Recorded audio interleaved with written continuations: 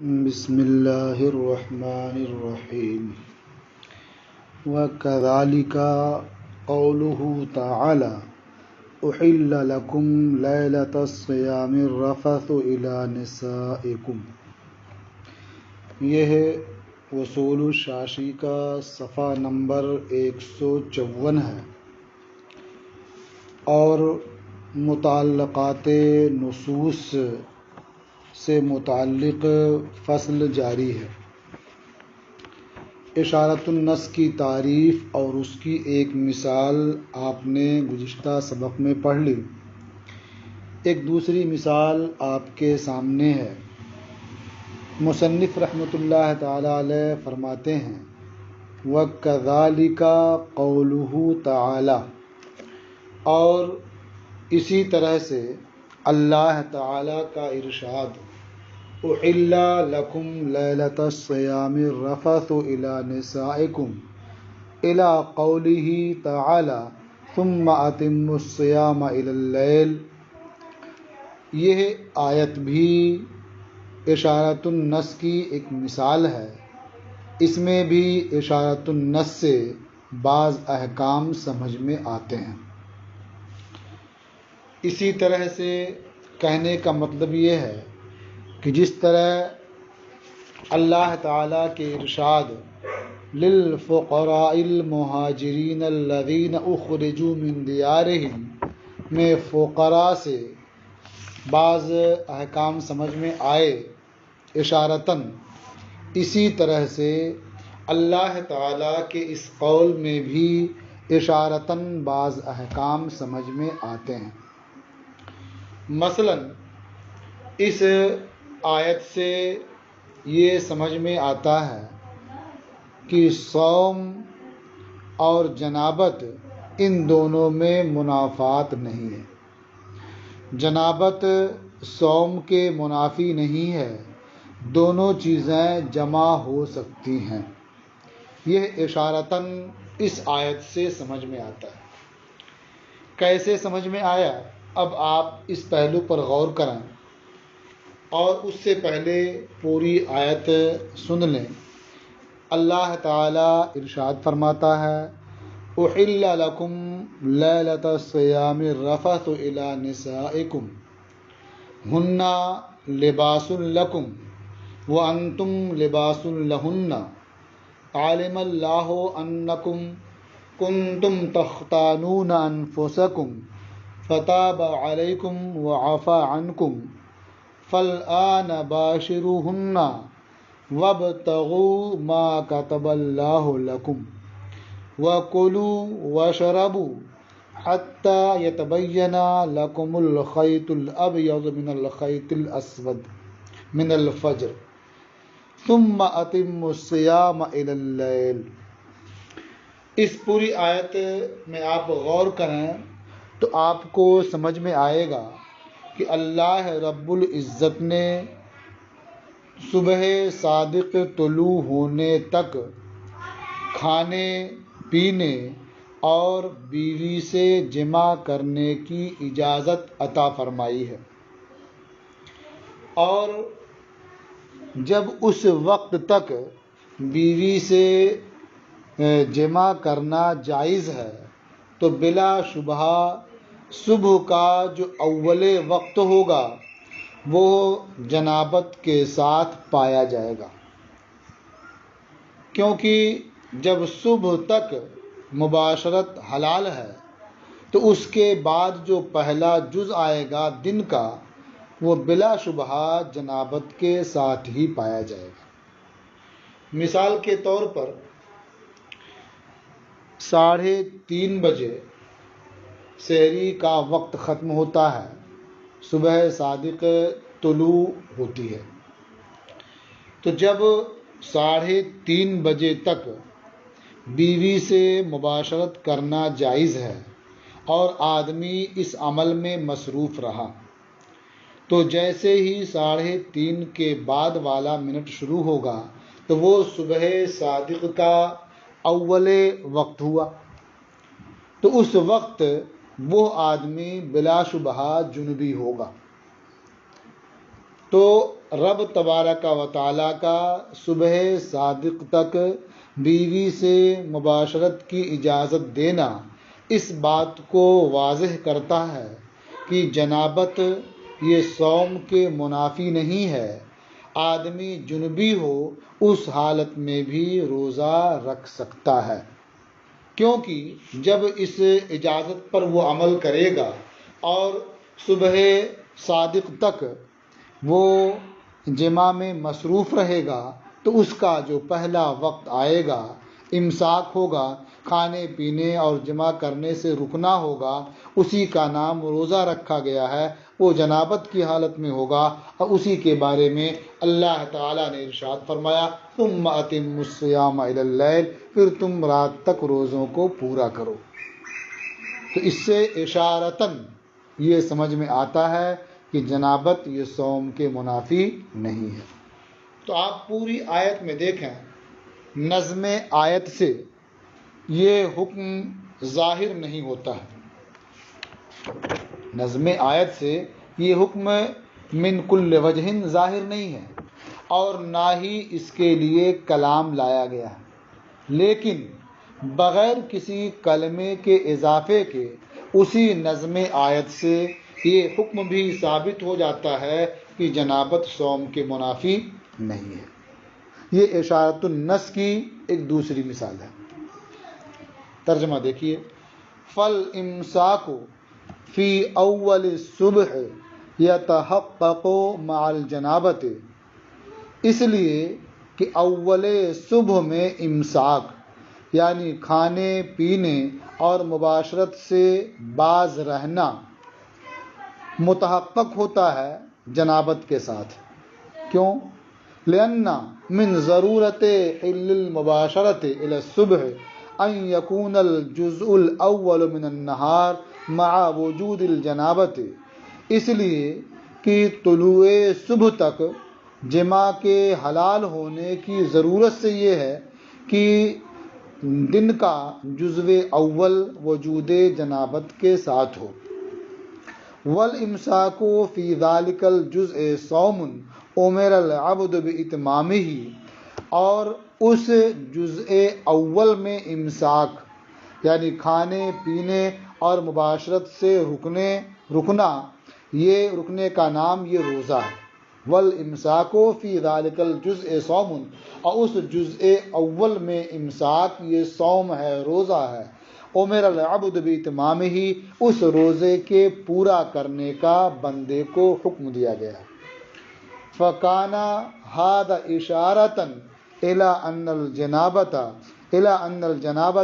لا تنافی الصوم، تو یہ اشارہ ہے اس بات کی جانب کہ جنابت صوم کے منافی نہیں ہے، یعنی دونوں میں منافات نہیں ہے، کیونکہ کوئی شے اپنے منافی کے ساتھ جمع نہیں ہوتی ہے، اور یہاں جزو اول میں امساک یہ روزہ ہے، صوم ہے، اور جنابت بھی اس وقت موجود ہے۔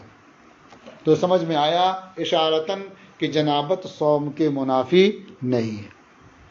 وَلَزِمَ مِنْ ذَلِكَ أَنَّ الْمَزْمَزَةَ وَالْإِسْتِنْشَاقَ لَا يُنَافِي بَقَاءَ الصَّوْمِ، اور اسی سے یہ بھی لازم آیا، یعنی جنابت صوم کے منافی نہیں ہے، اس سے یہ بھی لازم آیا کہ مزمزہ یعنی کلی کرنا اور استنشاق یعنی ناک میں پانی چڑھا کر ناک صاف کرنا یہ بقائے صوم کے منافی نہیں ہے۔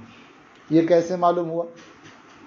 وہ اس طور پر سمجھ میں آیا کہ جب جنابت صوم کے منافی نہیں ہے تو آدمی جزو اول میں جنبی بھی ہے اور روزے سے بھی ہے۔ اب اسے نماز فجر کی ادائیگی کے لیے جنابت کو دور کرنا ضروری ہے، غسل کرنا ضروری ہے۔ اب جب وہ غسل کرنا ضروری ہے تو وہ غسل کرے گا۔ غسل کرنے کے لیے کلی کرنا ضروری ہے، ناک میں پانی چڑھانا ضروری ہے۔ تو جب یہ چیز اس کے لیے ضروری ہوئی تو معلوم ہوا کہ یہ ناک میں پانی چڑھانا اور کلی کرنا یہ بقائے صوم کے منافی نہیں ہے۔ وَلَزِمَ مِنْ ذَلِكَ، اور اس سے لازم آیا کہ مزمزہ یعنی کلی کرنا اور استنشاق یعنی ناک میں پانی چڑھا کر ناک صاف کرنا بقائے صوم کے منافی نہیں ہے۔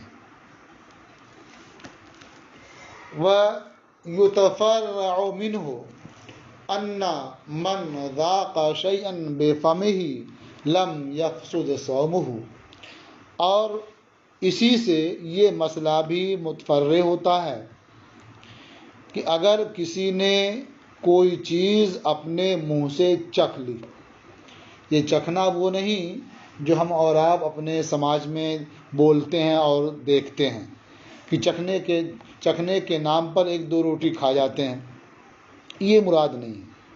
جو واقعی چکھنا ہے یعنی کسی چیز کا ٹیسٹ معلوم کرنا، ذائقہ معلوم کرنا، اس کے لیے زبان پر رکھنا ہی کافی ہوتا ہے، حلق کے اندر لے جانا ضروری نہیں ہوتا ہے۔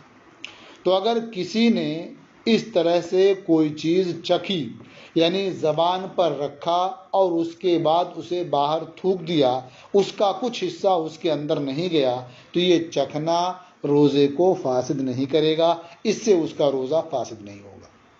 یہ کیسے متفرع ہوا؟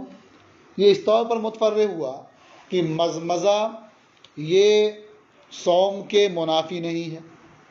تو جب آدمی کلی کرے گا، کلی کرنے کی اسے اجازت ہے، تو اگر وہ نمکین پانی سے کلی کرتا ہے تو ضرور کلی کرنے میں نمکین پانی کی کا جو ذائقہ ہے وہ محسوس کرے گا، وہ پائے گا، اور اس سے اس کا روزہ فاسد نہیں ہوگا۔ تو جس طرح سے کلی کرنے میں اسے ذائقہ معلوم ہوا اور اس سے روزہ فاسد نہیں ہوا، تو اگر کسی چیز کو زبان پر رکھ لیا تو اس سے روزہ کیوں کر فاسد ہوگا؟ تو کلی کرنا صوم کے منافی نہیں ہے۔ اس سے یہ سمجھ میں آتا ہے، یہ مسئلہ متفرع ہوتا ہے کہ اپنے منہ سے کسی چیز کا چکھ لینا جبکہ کوئی چیز حلق کے اندر نہ جائے، اس سے روزہ فاسد نہیں ہوگا۔ اور اسی سے یہ مسئلہ متفرع ہوتا ہے ان من ذاق شیئا بفمہ، کہ جس نے اپنے منہ سے کوئی چیز چکھ لی، اس شرط کے ساتھ کہ حلق کے اندر کوئی ذرہ نہ جانے پائے، تو لم یفسد صومہ، تو اس کا روزہ فاسد نہیں ہوگا۔ فإنہ لو کان الماء مالحا یجد طعمہ عند المضمضۃ، اس لیے کہ اگر پانی نمکین ہو تو آدمی کلی کرنے کے وقت نمکین پانی کا مزہ پائے گا، ولا یفسد بہ الصوم، اور اس سے روزہ فاسد نہیں ہوگا۔ تو اسی طرح سے دوسری چیز کا مزہ اگر اسے ملتا ہے تو اس سے بھی روزہ فاسد نہیں ہوگا۔ وعلم منہ حکم الاحتلام والاحتجام والادہان، اور اسی سے یعنی اللہ تعالیٰ کے ارشاد ثم اتم الصیام الی اللیل سے احتلام اور احتجام اور ادہان کا حکم بھی معلوم ہو گیا۔ احتلام خواب میں منی کا خروج، آدمی سو رہا ہے اور خواب دیکھا اور منی کا خروج ہوا تو وہ محتلم ہوا، احتلام ہوا اسے۔ تو جب جنابت یعنی بیوی سے قربت کرنے کی وجہ سے منی کا خروج ہوا اور وہ جنابت صوم کے منافی نہیں ہے، تو احتلام کی وجہ سے خواب میں منی کے خروج کی وجہ سے جو جنابت ہوئی، اس سے وہ جنابت صوم کے منافی کیوں کر ہوگی؟ اس لیے کہ نیند کی حالت میں تو بندہ ایک طرح سے معذور ہے، جب بیداری کی حالت میں جنابت ہو وہ صوم کے منافی نہیں ہے، تو نیند کی حالت میں اس احتلام کی وجہ سے جنابت پائی جائے تو وہ صوم کے منافی کیوں کر ہوگی؟ تو اس کا حکم معلوم ہو گیا۔ اور احتجام اور ادہان، احتجام یعنی بدن سے فاسد خون نکلوانا، پشنا لگوانا، اور ادہان تیل لگانا، اس سے بھی روزہ فاسد نہیں ہوتا ہے، اس کا حکم بھی معلوم ہو گیا۔ کیسے معلوم ہوا؟ وہ اس طور پر کہ اللہ تبارک و تعالیٰ نے کتاب اللہ میں جو حکم فرمایا اس میں اشیاء ثلاثہ یعنی بیوی سے جمع، کھانے پینے اور جمع سے باز رہنے کا نام روزہ رکھا۔ تو سمجھ میں آیا کہ ان تین چیزوں سے باز رہنے سے روزے کا رکن پورا ہو جاتا ہے، اس کے جو ارکان ہیں وہ پورے ہو جاتے ہیں، کسی اور چیز سے رکنے کی ضرورت نہیں ہے، رکن میں شامل نہیں ہے۔ لہٰذا اگر کوئی فاسد خون نکلواتا ہے، اس سے باز نہیں رہتا ہے، تو روزے کے ارکان پر کچھ فرق نہیں پڑتا ہے، کیونکہ اس کے ارکان تو پورے ہیں، اس لیے اس سے بھی روزہ فاسد نہیں ہوگا۔ ایسے ادھان کی صورت میں بھی روزہ فاسد نہیں ہوگا، کیونکہ جو روزے کے ارکان ہیں وہ تو پائے جا رہے ہیں، تو روزہ بھی پایا جائے گا۔ وَعُلِمَ مِنْهُ حُکْمُ الْاِحْتِلَامِ وَالْاِحْتِجَامِ وَالْاِدِّہَانِ، اور اسی سے یعنی ثُمَّ أَتِمُّ الصِّيَامَ إِلَى اللَّيْلِ سے احتلام اور احتجام اور ادھان یعنی خواب میں منی کے خروج اور پشنا لگوانے اور تیل لگانے کا حکم بھی معلوم ہو گیا۔ لأن الكتاب لما سمى الإمساك اللازم بواسطة الانتهاء عن الأشياء الثلاثة المذكورة في أول الصبح صوما، اس لیے کہ جب کتاب نے اشیاء ثلاثہ مذکورہ یعنی کھانے پینے اور جمع سے اول صبح میں باز رہنے کے واسطے جو امساک لازم آتا ہے اس کا نام روزہ رکھا ہے، تو معلوم ہوا کہ رکن صوم یہ تام ہو جاتا ہے اشیاء ثلاثہ سے باز رہنے سے، یعنی کھانے پینے اور جمع سے باز رہنے سے روزے کا رکن پورا ہو جاتا ہے، کیونکہ کتاب نے اول صبح میں انہی تینوں چیزوں سے باز رہنے کے سبب جو امساک ہوا اسی کا نام روزہ رکھا۔ وَعَلَى هَذَا يُخَرَّجُ الْحُكْمُ فِي مَسْأَلَةِ التَّبْعِيدِ، اور اسی پر مسئلہ تبعید میں حکم کی تخریج کی جاتی ہے۔ مسئلہ تبعید کیا ہے؟ رات سے روزے کی نیت کرنا۔ رات ہی سے روزے کی نیت ضروری ہے یا طلوع صبح صادق کے بعد زوال سے پہلے تک نیت کر سکتا ہے؟ ہمارے امام اعظم ابو حنیفہ رحمۃ اللہ تعالی علیہ کے نزدیک طلوع آفتاب کے بعد زوال سے قبل اگر نیت کر لیتا ہے تو اس سے بھی روزہ ادا ہو جاتا ہے، اور امام شافعی رحمۃ اللہ علیہ کے نزدیک رات ہی سے نیت کرنا ضروری ہے۔ تو مسئلہ تبعید میں حکم کی تخریج اس سے ہو جاتی ہے، اس طور پر کہ اللہ تعالیٰ کے قول ثم اتموا الصیام الی اللیل میں طلوع یعنی دن کے جزو اول کے بعد صوم کو پورا کرنے کا حکم دیا جا رہا ہے، اور ظاہر ہے کہ مامور بہی کو بجا لانے کا قصد و ارادہ یہ کب لازم ہوگا؟ جب امر متوجہ ہو۔ امر کب متوجہ ہو رہا ہے؟ جزو اول کے بعد۔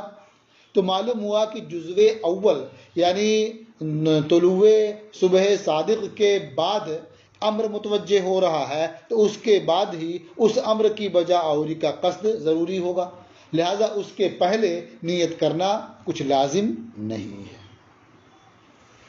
وَعَلَى هَذَا يُخَرَّجُ الْحُكْمُ فِي مَسْأَلَةِ التَّبْعِيد، اور اسی پر مسئلہ تبعید میں حکم کی تخریج کی جاتی ہے۔